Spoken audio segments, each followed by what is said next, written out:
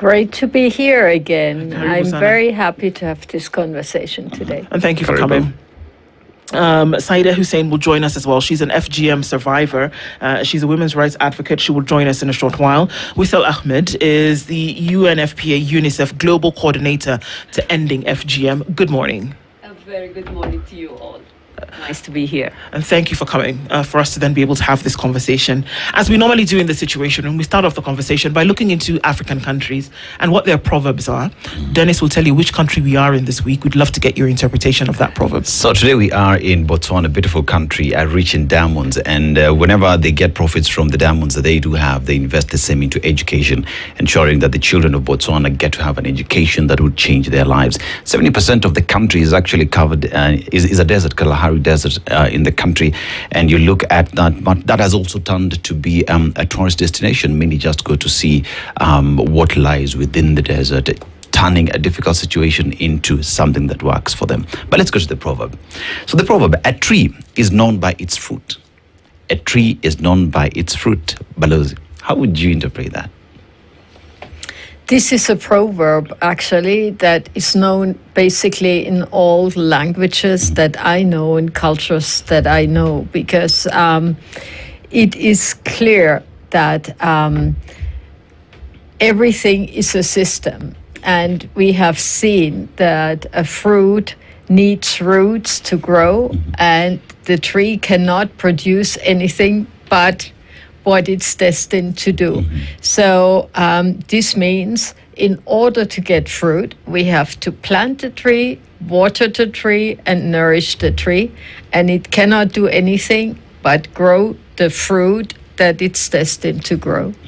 Well said. Wissel, how would you interpret it? No, I think you said it very beautifully. I think it's really a great proverb. And, as she said, the fruit is really a result of what we plant or what we sow.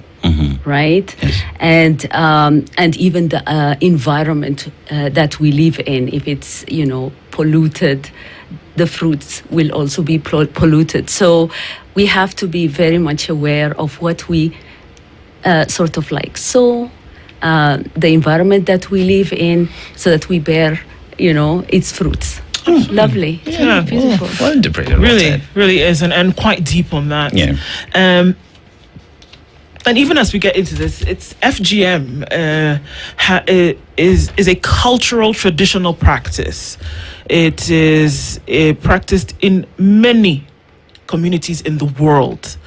And the reasoning behind it is unique as each community. And for the longest time, we've discussed it. We've discussed it. We've done stories about it. We have gone and sat in camps for days on end. And the one thing that has come through from a lot of these conversations is that there should be an end to FGM.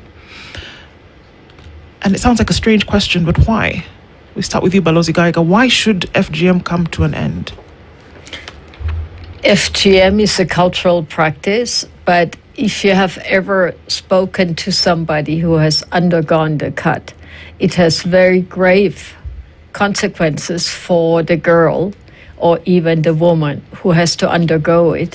So the gravest of all, apart from all the harm, the physical harm, it normally ends the future of a woman, because the girls are cut and immediately married off. Yes. So that means end of school, end of their life perspectives, other than being a childbearing mother and having I don't know how many children, and not having the privilege to go to school. So we were just in Elgeyo Marakwet with our FGM project, and we talked to a room full of mature women, like 200 or so, all of them FGM survivors. And they told us their stories, and they themselves recognize what it did to them, and they're determined not to let it happen to their children. And I mean, so apart from that, so leads to crazy complications in childbirth. So Sadia, who's coming now, she will also tell us more about this. But also sometimes there are women who cannot go to the bathroom one single time in their whole life without excruciating pain. Can you imagine what that does to your life? So it bears a big cost for the nation, for any country, because these women cannot be productive member of the society.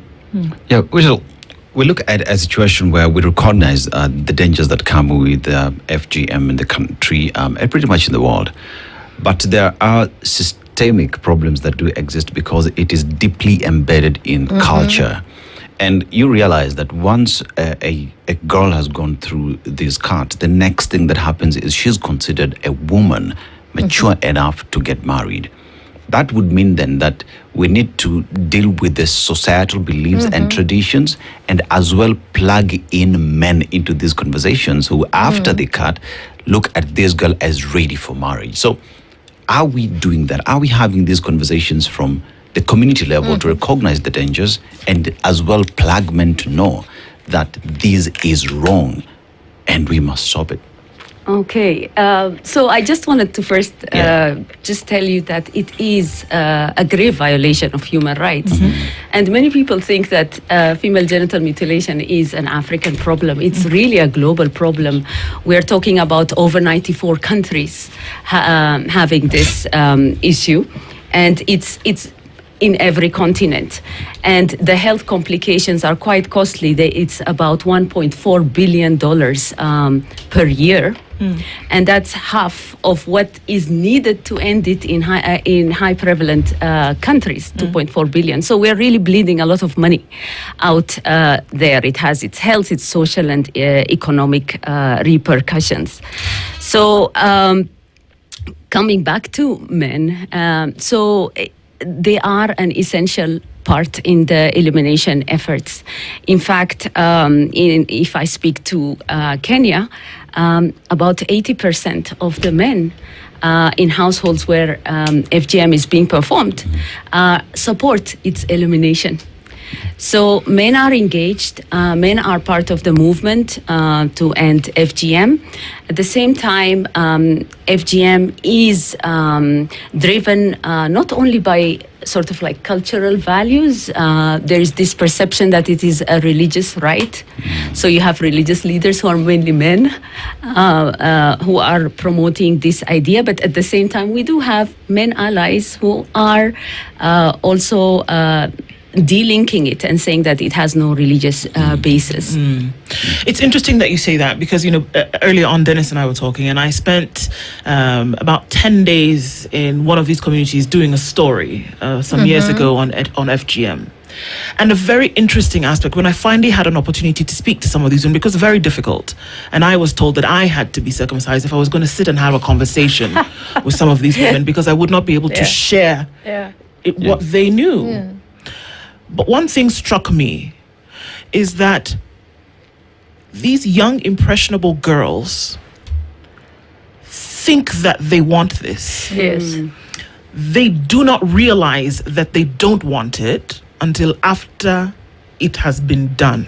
So the older women, in absolute secrecy, said to me, if we had had a chance, we would not have done this, because of the things that they could not even speak out later on, because you're talking about terrible things. Like you said, Balozi, that using the bathroom is a challenge. Sexual relations is an unbelievably painful experience. Childbirth is even crazier, because then you have things like fistula, which you cannot even deal with later on. So the repercussions later on is the realization that, but they still cannot say this in public.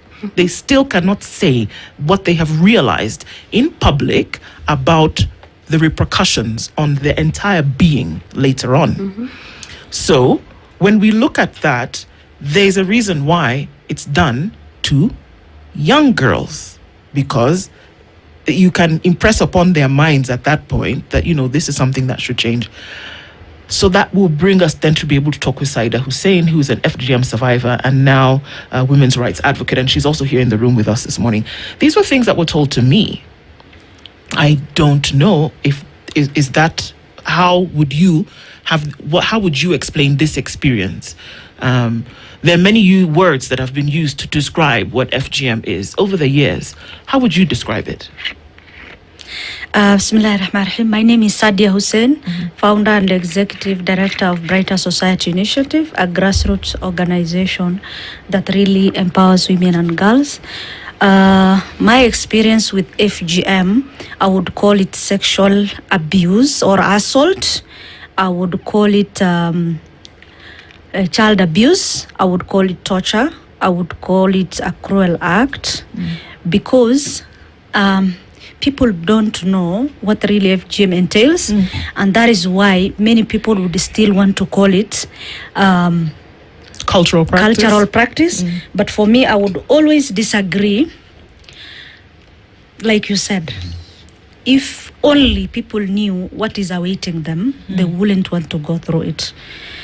Because I went through FGM when I was just 10 years old, and I was very much excited to go through FGM. Because you go to school and girls mock you that you're not clean, you're not like them, you are still a child, you're not like them, So you want to fit in that circle. That's it. So I had to pressure my mother, when am I? Then my day finally came. Unfortunately, the cleanliness they're talking about is contrary to what happens at the ground. So early morning I was taken to the bush, and a lot of women, and majority of my aunts, are there, and I don't know what they want to do. Then I see razor blade, I see my grandmother was the cutter, and I'm shocked. The first thing that happens with girls is shock, because this is not what they wanted. This is not what they believe in. Then I wanted to ask questions, but no one even gives you that chance. They immediately grabbed me, undressed me, laid me on the ground. Others are pressing me on the chest. Some even sat on my chest. They put a piece of cloth into your mouth so that you don't scream. So it happens in a very weird way. Yeah? Others pulling my hands apart, others pulling my leg apart. You can't scream because someone is really pressing the cloth into your mouth. And there you are, they have you. These are older men pressing a 10-year-old girl just to perform. Women. Yeah. Older women. Yes. There is not, I was cut alone at that time, and it was horrible experience for me because I was barely 10 and I don't understand what they're doing. And after the sharp pains, the cutting, and let me tell you this for free. They don't just cut and leave you. They have to cut sides. They go to the side. And the pain, there is no anesthesia. There is nothing. You are not prepared even psychologically that this is what you are going to go through. With FGM, no one, so that you know it's bad. No one tells you what is going to happen to you until you go through it, and then I wish I knew. Then you would have made a choice. That is why we do all these campaigns. And of course, the girls who are my friends now became my worst enemies because they never told me that this is what is awaiting me. This is the Situation Room, the only way to start your day. Say yes to a box full of what you love only on your StarTimes decoder. Recharge your monthly subscription today. Dial star 858# for self-service. Stay connected for heartwarming stories to edge of your seat action. Bravo 4, this is Dragon 26. There's something for every mood, every moment, every kind of love. Because love isn't one thing. It's everything you enjoy together. Renew your subscription and unwrap endless entertainment. Download the StarTimes On app to enjoy all your favorite shows and stream live channels on the move. StarTimes. Enjoy digital life. This is the Situation Room, the only way to start your day. Amongst us women who went through it, who didn't go through it, until we tell you our stories. This is it. I was struggling between life and death when I was about to give birth. And then women surround me. No one wants to take me to hospital. That is 2008. FGM was not even illegal. What were they fearing? When you go to the hospital, they have seen many of the doctors have to do episiotomy because the passage is too small, too narrow. So for the baby to pass, they must cut you sideways. Then they must stitch you again. Now at home, they use razor blade. So they have to cut you with razors. So this is the third time now. Yeah. Oh my God, wait. We are not even yet there. So the most part that I don't want to imagine is when now they call each other. They have to call a traditional birth attendant. She comes, she examines. No, the baby is not coming out yet. This is day 3. I am tired. I'm exhausted. Then finally, one comes and says, you know what? Let us cut anyhow. We don't have to use a formula as long as the baby is out. Then my mother cries from outside and she's like, oh God, save my baby. She's no longer thinking about my baby also. She's only thinking about her me baby, now. yeah. Yes, her daughter. Then by the time I was giving birth, I was unconscious because I was over, the energy is gone and everything. So in the evening when I opened my eyes is when I saw I have a child besides me. I don't know even what the gender the child was. That is the terrible part, and that's when I made the vow. So I wanted to grab my child. I didn't know I was stitched again together, so I can't sit. I am now nursing injuries again, all over again. In fact, worse than FGM, worse than when I was cut when I was a child. Because now, this is a passage a child used. I was cut in different ways. Now I can't sit anymore. The pain is terrible. So I'm like, Mom, can you help me have the child? Then I had to lean on one side. Now, when I saw what is the gender of the child, then she's like, she's a girl. Oh my God, I just broke down because I had to reflect back. Is this the journey awaiting my daughter? Then I said, okay, from today onwards, I thought I was speaking from the heart, but my mom overheard me. I said, from today onwards, I think this is enough. I'll never let you go through what I went through. And I'll make sure I'll do what is within my capacity to make sure girls are not mocked again. My mother overheard me and said, you are just a coward because all us gave birth through the same way. Why are you making it look a big deal? So I'm like, Mom, I'm not a coward. I'm just a woman who has seen this is not right and I need to stop it. To date, every time I look at my daughter and I remember how she came into this life and into this world, I just don't want to imagine. And I feel many survivors still deal with it. I've been talking about it and I still feel down every time I remember those things. So I can imagine how many women out there still figure it out. Indeed. I'd like us to take a break at this point because I think it's needed to then come back and look at some of these matters. We're looking at FGM today. What is it going to take to actually end FGM? That testimony alone is probably one of the things that it would take to do that. Wissel, Ambassador Geiger, and Safa are here with us this morning, and we're looking at some of those issues today. We'll take a break. We'll take a look at weather and traffic. We'll come back and continue with this conversation. Don't go away. It's 7:30.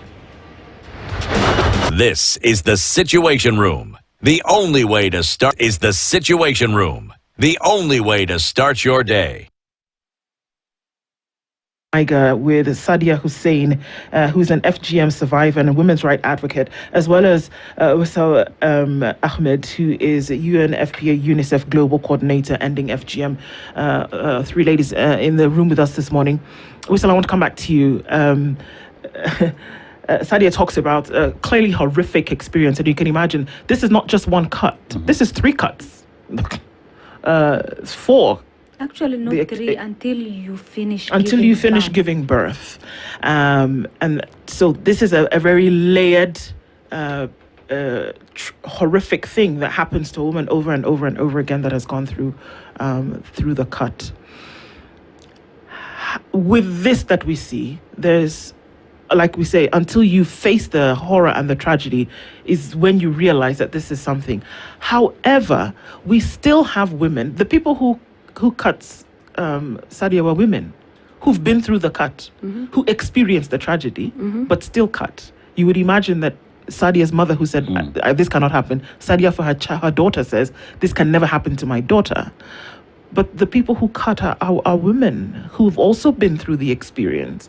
Is that not doesn't it make it a lot more difficult then to end? This is really an excellent question. First, I just wanted to add that FGM continues probably towards death. In some cultures, when a lady becomes really old and expecting death, she wants to be pure again. She has FGM. So it's really an ongoing sort of like injury throughout life. You raise a very important question, and it really boils down to values and culture. They override pain.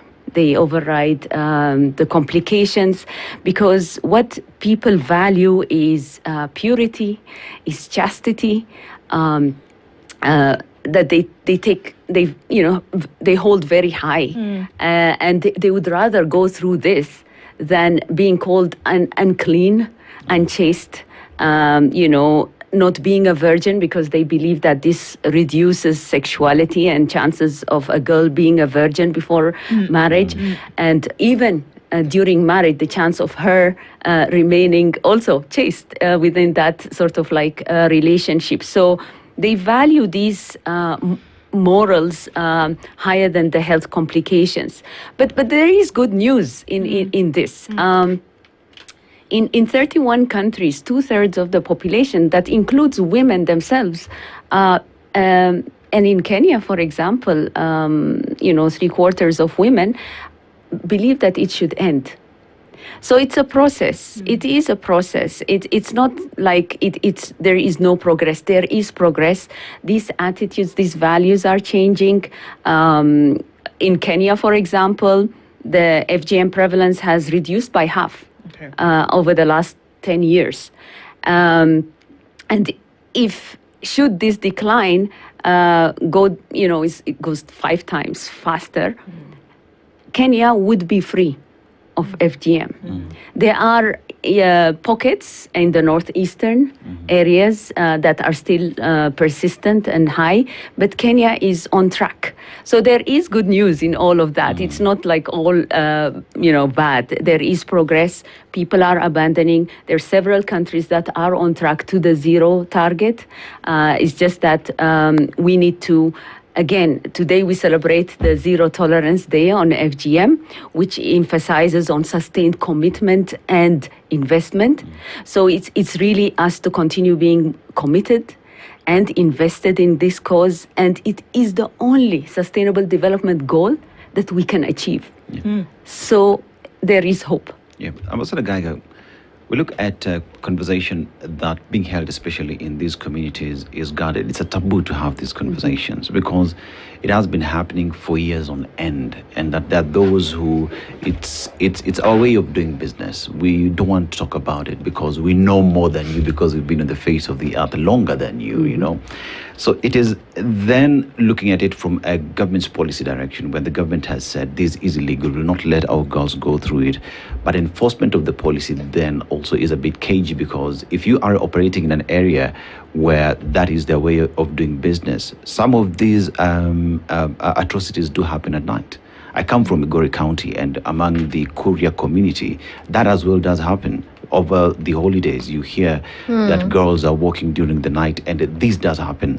So then it's a question of the community have to be the champions. Women, men from these communities have to be the champions if we want to win this. But then, do these communities realize that what is being done is going against the human rights? Do they look at it that way?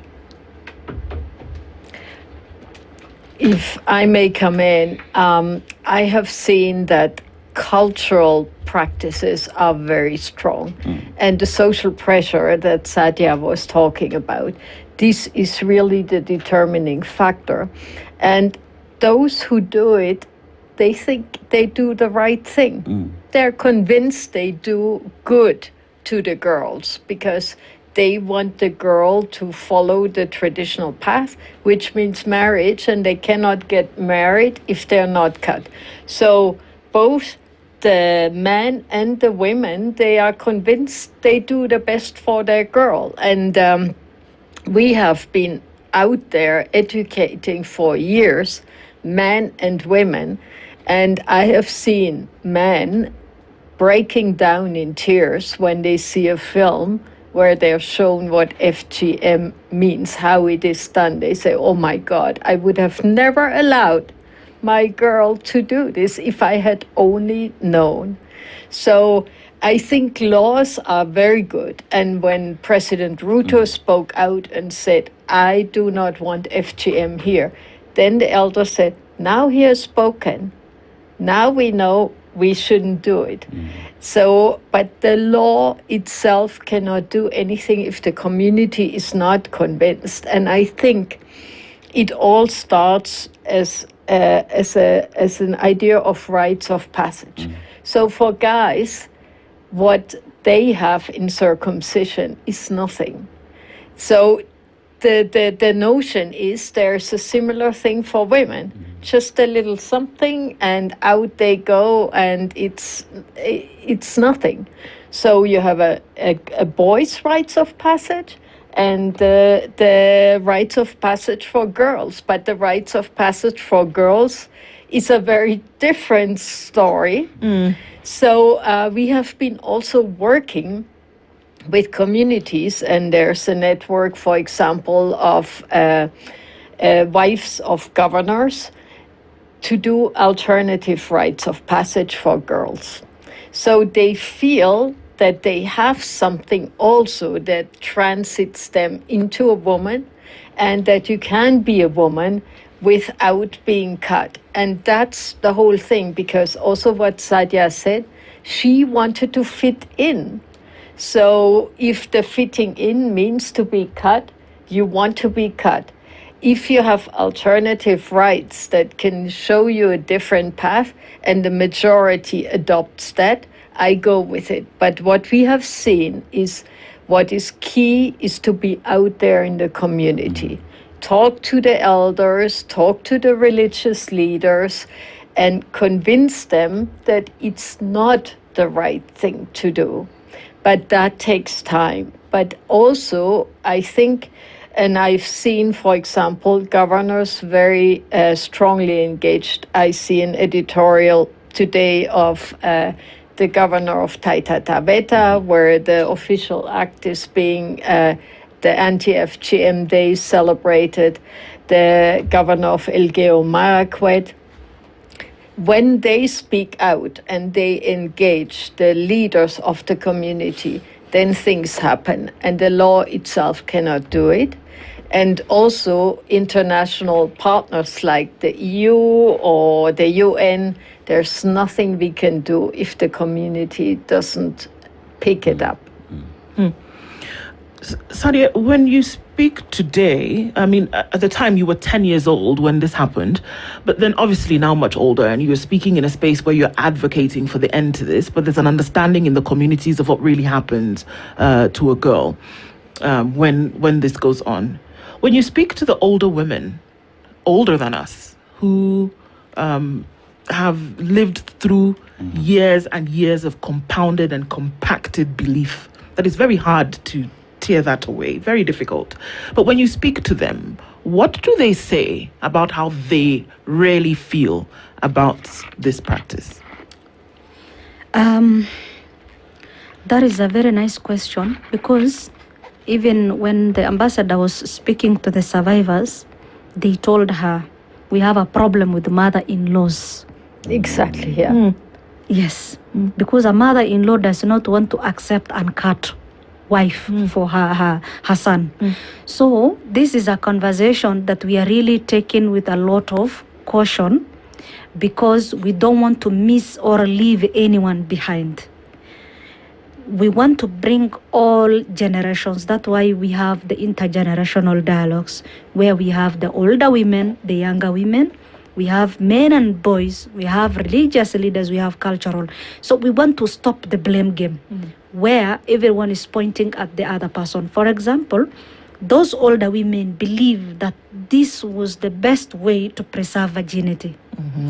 They never knew women have different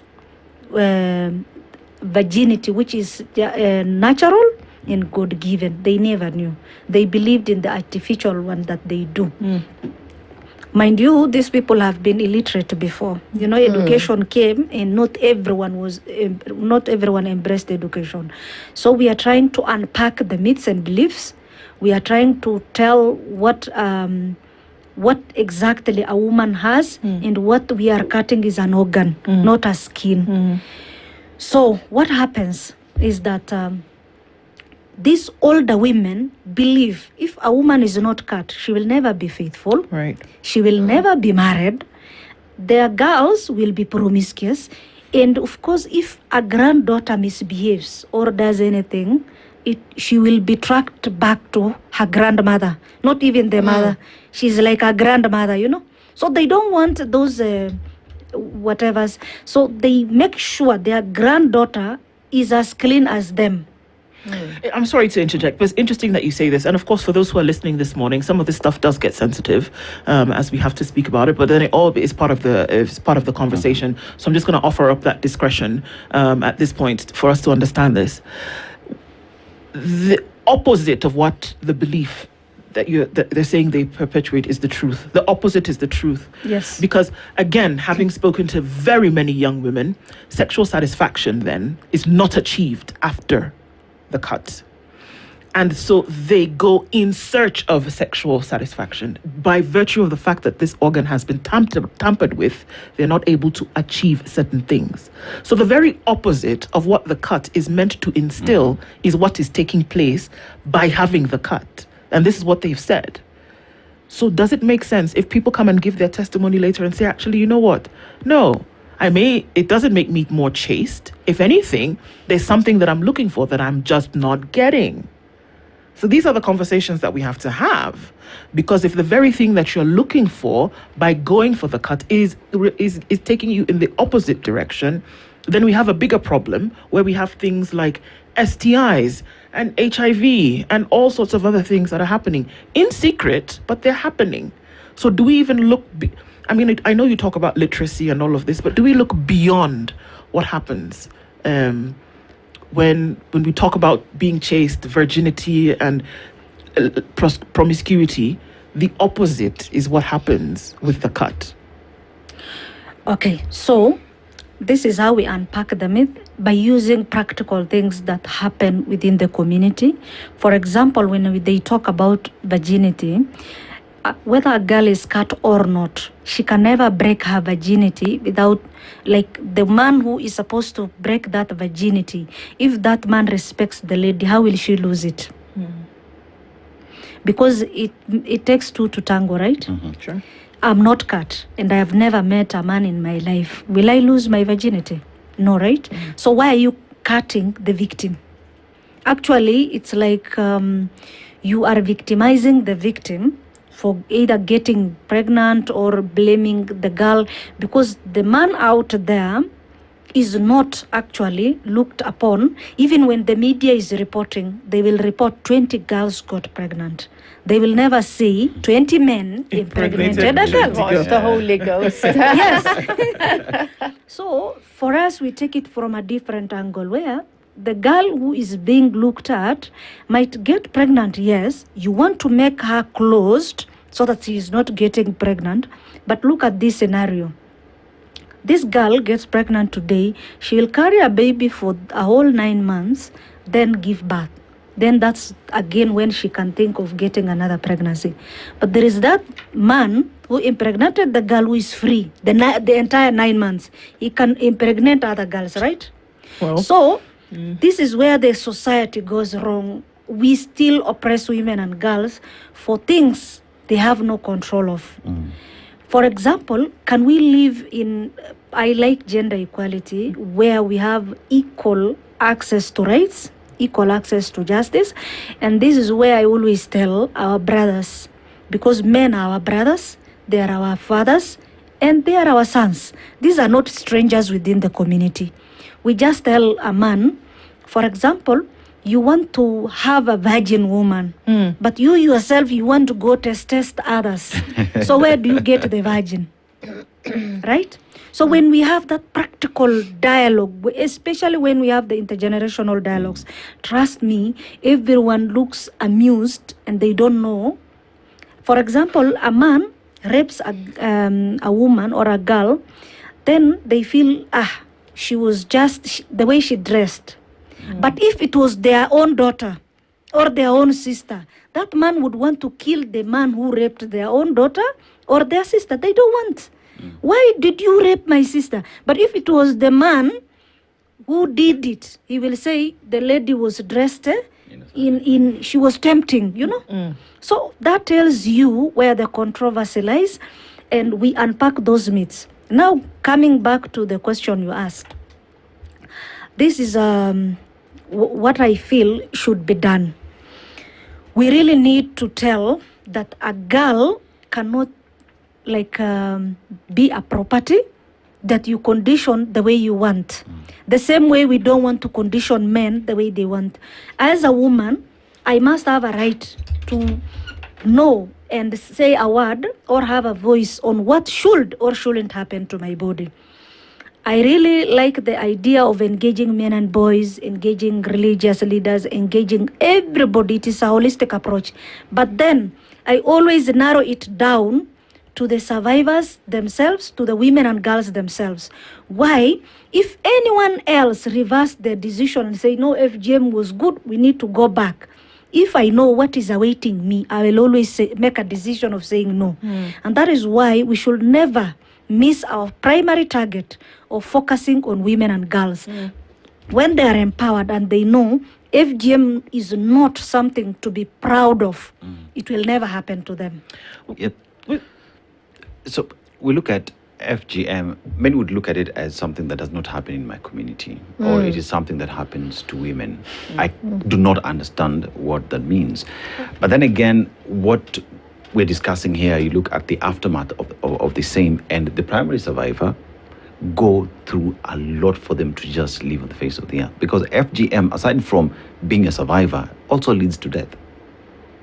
That is a reality that does exist here. So then one asks, if a girl says no to FGM in a community that embraces that, where do they go to? That would mean we need safe houses, we need toll-free numbers, we need to have places where they know if I run here, I am safe, I will be taken care of. Because girls say, I don't want to go through this because I want to go through the system, I want to go through school, graduate, and be an important member of the society. So to fight all this, we must have safe houses. Are we working towards that? That today, if a girl says no, she has somewhere to run to. Because I can't say no and remain at home. Yeah, no. Safe houses are definitely solutions, and they do exist in settings where the community strongly supports FGM, and the girl or her family are what we say the outliers, the ones who decide no. So there is a place for it, but it's not the ultimate solution because how many girls would you take in? As Ambassador explained, it really has to be a community initiative, a community decision to say that this needs to end. But that does not stop the girls or the families who decide to have that safety, that space. There are also apps that are available to sort of link to the appropriate safe spaces or services or reporting on this. They do exist. They are here in Kenya. But again, they are not the ultimate solution because it has to be owned by the community. And we have learned in the last 30, 40 years that community engagement is an effective way of FGM abandonment, engaging community leaders, religious leaders, Girl education is a big one. Social media like you are very effective. The involvement of health workers, in sort of like talking about this, and prevention and care are also very effective interventions. So we know what works. Now the thing is, how do we scale it up and scale it up quickly so that we can get results? Yeah. Because the longer we delay, the more numbers become. So if Kenya just continues going with the same pace of elimination, in 20 years, the numbers will double, just simply because of population growth. So if we can't do it now, it will become even harder. And that's why I really think today, being the 6th of February, and every day should be the 6th of February, we should try to end it. We should all ask ourselves. And I'm really pleased that you, Spice FM, has taken this because, as I said, it's an effective intervention. Bringing it out to the public, people hearing about it, hearing Sadia's story. People would never have thought about what girls and women go through. So so the call here is to everybody in every capacity they have to engage, have conversations as we have today, advocate. Donors to continue investing, including government with their domestic financing, to invest, to end it as soon as possible. Balozi, does it... so we know that for Kenya, FGM, for all intents and purposes, is illegal, right? Does the banning or the declaration of its illegality, did we see that reduced the numbers significantly? Because also what we do see with the banning of things by governments, again, across the world, is that what we now popularly refer to as the black market then thrives. Black market in this case, or underground activities then emerge. But do we see that first initial blanket banning reduced the numbers? And then what would it take to make sure that we don't get into a lull whereby it's just, okay, we know there's a ban, but it's still practiced, and let's see what we can do to keep it there. How do we work through that? I think it's essential that the law is clear and that the law is known to people. And of course, here we're speaking about Spice FM, English, but then you go to communities. Sadia said, and I've seen myself, most of the women there are illiterate. They never went to school. You have to talk to them in their language, in the language they understand also, and you have to come with people they trust. And so it is very important that the government speaks out and continues to speak out, and through the FGM board and the president and the gender minister, that this is a continuous ask, and that the county level is involved, and that all the police is trained. We, in our justice sector reform program, we also finance specialized GBV courts, so the CJ is very invested in that. But so the system itself has to be supportive with safe houses.